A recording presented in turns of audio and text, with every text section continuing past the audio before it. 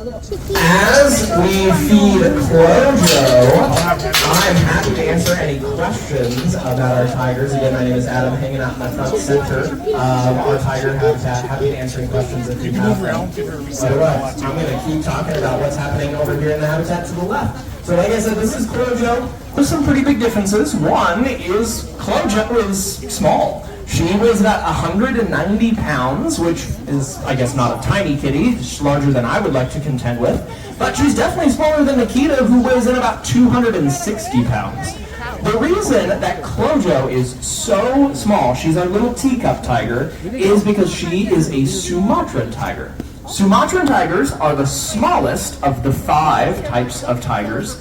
A big reason why they're so small is they only live on the island of Sumatra, which is in Southeast Asia. And when animals live on islands, there are usually 2 things that happen. 1, they get way bigger. 2, they get way smaller. The animals that get way bigger are usually animals that are already small and typically would have to hide from predators, things that want to eat them.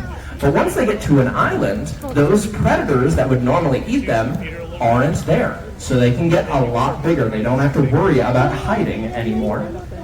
For larger animals that have to find lots of food, once they get to an island, there's less food, so they have to get smaller. Hence, again, our teacup tiger. Now, while you can use size to tell our tigers apart from one another, you can also absolutely use their personalities. Clojo, on one hand, is very spicy. She's got a lot of fire to her. Specifically, she has so many big feelings all wrapped up in that tiny little body that she just has to let them out, whether it's through her body language or the many noises that she makes. You'll notice that our animal care specialists were waiting for Clojo to just sort of calm down and focus back on her, and then she got some tasty snacks. That is very important for these training sessions. We use a very specific style of training here at the zoo, something called operant conditioning with a focus on positive reinforcement, which is a very fancy way of saying that we ask if our tigers would like to do a training session. Since it is an ask, Clojo does have the choice on whether or not she would like to participate or at any if she wants to walk away. And giving her that choice means that every time we are doing a training session, it is always a positive experience. Because again, if she doesn't feel like doing it, then she just won't, and that's totally fine.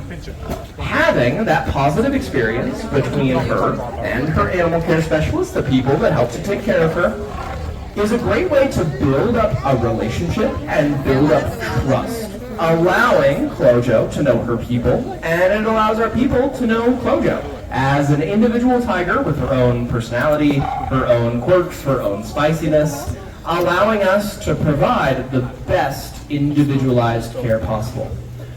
Now, that care, specifically for Clojo, can be a little bit different, mostly because Clojo, when she's doing training sessions, can get very excited. Like I said, a lot of big feelings. She wants to let them all out.